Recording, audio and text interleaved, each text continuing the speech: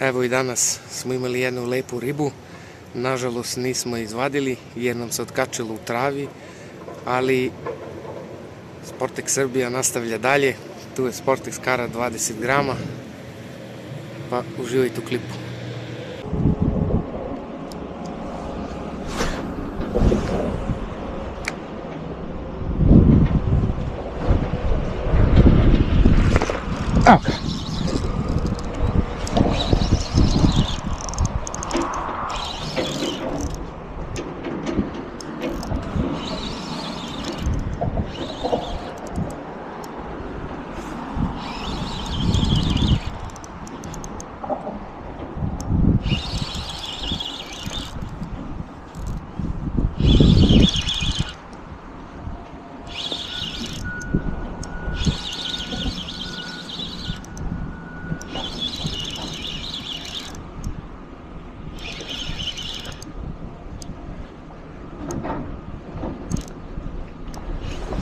Otkači se.